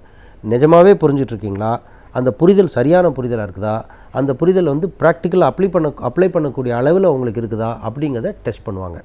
பெரும்பாலும் அப்படி டெஸ்ட் பண்ணுவாங்க. மிச்சம் இருக்கிற 20% வந்து என்ன இருக்குன்னு பார்த்தீங்கன்னா, உங்களோட ஆளுமையை டெஸ்ட் பண்ணுற மாதிரி தான் இருக்கும். அந்த ஆளுமையை பரிசோதிக்கக்கூடிய இன்டர்வியூ அல்லது நேர்முக தேர்வு அப்படிங்கிறது தான் வந்து ஐஏஎஸ் தேர்வுகளுக்குமானும் சரி, ஐஎஃப்எஸ் தேர்வுகளானாலும் சரி, இது போல் இருக்கக்கூடிய group 1 and group A and above இருக்கக்கூடிய அரசாங்க பணிகளானாலும் சரி, பொதுத்துறை நிறுவனங்களுடைய பணிகளானாலும் சரி, தலைமையேற்று நடத்தக்கூடிய ஒரு தலைமை பண்புகள் உங்களுக்கு இருக்குதான்னு பார்க்குறது தான் அந்த ஆளுமை தேர்வினுடைய அடிப்படை நோக்கமாக இருக்கும். சரி, இப்போ இந்த ஆளுமை தேர்வு அப்படின்னா என்ன, ஆளுமை தேர்வில் இருக்கக்கூடிய ஆளுமையை பரிசோதிக்கக்கூடிய நேர்முக தேர்வுனா என்ன, அதில் வந்து ஆளுமைனா என்னன்னு தெரியாமல் அந்த நேர்முக தேர்வை நாம் வந்து அணுக முடியுமா அப்படின்னு கேட்டால் முடியாது. அப்போ ஆளுமைனா என்ன, ஆளுமை அப்படிங்கிறது இங்கிலீஷ் என்ன சொல்லணும்னா பர்சனாலிட்டின்னா என்ன, பர்சனாலிட்டிங்கிறது வந்து அவுட்வர்ட் பர்சனாலிட்டின்னு ஒன்று இருக்குது, இன்வெர்ட் பர்சனாலிட்டின்னு ஒன்று இருக்குது. அதாவது ஒரு மனிதனுடைய தோற்றம், இப்போ உதாரணமாக நான் இருக்கிறேன் அப்படின்னா நான் என்னை வந்து எப்படி தோற்றம் அளிக்கிறேன் அப்படிங்கிறது என்னுடைய அவுட்வேர்ட் மார்க் ஆஃப் பர்சனாலிட்டி. என்னோடய இன்னர் பர்சனாலிட்டி அப்படின்னு சொல்கிறது என்னென்னா, நான் ஒவ்வொரு விஷயத்தை பற்றியும் என்ன நினைக்கிறேன், வாழ்க்கையை நான் எப்படி பார்க்கிறேன், என்னை நானே நான் எப்படி பார்க்குறேன், எனக்கு ஒரு பணி அப்படின்னு வந்துன்னா அந்த செயல், அந்த வேலையை நான் எப்படி பார்க்குறேன், இந்த மாதிரி விஷயங்கள் இதெல்லாம் வந்து என்னுடைய இன்னர் பர்சனாலிட்டி அப்படின்னு சொல்லுவோம். சரி, அப்போ அவுட்வேர்ட் பர்சனாலிட்டிங்கிறது என்ன சார்? நான் வந்து நல்ல இப்போ பொதுவாக வந்து பார்த்திங்கன்னா சமுதாய அளவில் என்ன சொல்லிடுவாங்கன்னா, ஒருத்தர் உயரமாகவும் நல்ல கலராகவும் வெள்ளையாகவும் இருந்தாலும் அவர் வந்து அழகாக, பார்ப்பதற்கு அழகாக இருந்தால் நல்ல பர்சனாலிட்டி அப்படின்னு சொல்லுவாங்க. அது அல்ல. அவுட்வேர்ட் பர்சனாலிட்டி நான் சொல்கிறது வந்து அது கிடையாது. யாராக இருந்தாலும் அவர் குட்டையாக இருக்கிறாரா, உயரமாக இருக்கிறாரா, கருப்பாக இருக்கிறாரா, கலராக இருக்கிறாரா, அதெல்லாம் வந்து விஷயமே கிடையாது. அவுட்வேர்ட் பர்சனாலிட்டிங்கிறது வந்து தன்னை அவர் எப்படி அறிமுகப்படுத்துகிறார், அல்லது அவர் வந்து அவருடைய அவுட்வேர்ட் பிஹேவியர் எப்படி இருக்குது. இப்போ நான் வந்து இங்கே இந்த இடத்துல உட்காந்துருக்கிறேன் அப்படின்னா இந்த இடத்திற்கான இந்த ஃபோரம்க்கு ஏற்ற மாதிரி என்னுடைய உடைகள் இருக்கின்றனவா, அது ரொம்ப அவுட்வேர்ட் மார்க் ஆஃப் பர்சனாலிட்டி. அந்த உடையை நான் தேர்ந்தெடுக்கிற போது என்ன அக்கேஷனுக்கு நான் போகிறனோ அந்த அக்கேஷனுக்கு ஏற்ற மாதிரி உடையை தேர்ந்தெடுக்கிறேன்னா, இப்போ நான் வந்து ஒரு டிவி ப்ரோக்ராம் பேச வர்றேன் அப்படின்னா ஒரு திருமணத்துக்கு போகிற மாதிரியான உடையோடு நாங்கள் வர முடியாது. ஒரு திருமணத்துக்கு நான் போகிறேன்னா டிவி ப்ரோக்ராம் போகிற மாதிரி ஒரு ஃபார்மலோடு நான் போக முடியாது. இன்னொரு ஆங்கிள் இருக்குது, என்னுடைய திருமணமா அல்லது இன்னொருத்தருடைய திருமணமா, எந்த அளவுக்கு அது முக்கியம். நான் வந்து ஒரு அஃபீஷியல் லெவலில் ஒரு இடத்துக்கு போகிறேன்னா, ஒரு கல்யாணத்துக்கு போகிறேன்னா, இல்லை என்னோடய சொந்தக்காரன் கல்யாணத்துக்கு போகிறேன்னா, அந்த மாதிரி விஷயங்கள் தான் வந்து அவுட்வேர்ட் மார்க் ஆஃப் பர்சனாலிட்டி அப்படின்னு நாம் சொல்கிறது. இந்த அவுட்வேர்ட் மார்க்குங்கிறதுல வந்து எப்படின்னா, நாம் வந்து தேர்ந்தெடுக்கக்கூடிய உடை அது நம்மளுடைய உடல் சார்ந்து, அது நம்மளுடைய கலர் காம்ப்ளெக்ஷனுக்கு ஏற்ற மாதிரி இருக்குதா, நம்மளோட உயரத்துக்கு ஏற்ற மாதிரி இருக்குதா, நம்ம எந்த ஃபோரமுக்கு போகிறோமோ அந்த ஃபோரமுக்கு ஏற்ற மாதிரி இருக்குதா, இந்த மாதிரி விஷயங்கள் தான் அவுட்வேர்ட் பர்சனாலிட்டின்னு சொல்கிறோம். அவருடைய தோற்றம் அல்ல, அவருடைய இயற்கையான தோற்றம் அல்ல. அதை வந்து நினச்சி குழப்பிக்கக்கூடாது. இந்த அவுட்வேர்ட் மார்க்கை வந்து நீங்கள் எந்த அளவுக்கு நடந்துக்கிறீங்க அப்படிங்கிறது இது வந்து உடை அளவில் மட்டும்தான். இது உடை அளவுக்கு தவிர நான் என்னுடைய தன்னம்பிக்கையை என்னுடைய நடவடிக்கைகளில் செயல்களில் வெளிப்படுத்துகிறேனா, நான் நடக்கிறது எப்படி நடக்கிறேன், உட்காரது எப்படி உட்கார்றேன், இந்த மாதிரி விஷயங்களை தான் வந்து பார்த்திங்கன்னா அவுட்வேர்ட் மார்க் ஆஃப் பர்சனாலிட்டின்னு சொல்லுவோம். இது குறித்து நம்ம தொடர்ந்து ஃபர்தராக பேசுவோம். அடுத்த எபிசோடில் வந்து தொடர்ச்சியாக நம்ம பேசுவோம். அவுட்வேர்ட் மார்க் ஆஃப் பர்சனாலிட்டி என்ன, அதுக்கப்புறம் இன்வெர்ட் மார்க் ஆஃப் பர்சனாலிட்டி என்ன, இன்னர் பர்சனாலிட்டி எப்படி வெளிப்படுத்துறது, அதை எப்படி வந்து ஒரு நேர்முக தேர்வில் வெளிக்கொண்டு வருவாங்க, அதை நம்ம எப்படி ஹேண்டில் பண்ணுவோம், இந்த மாதிரி விஷயங்கள் வந்து அடுத்த எபிசோடில் நம்ம தொடர்ச்சியாக பேசலாம். நன்றி, வணக்கம்.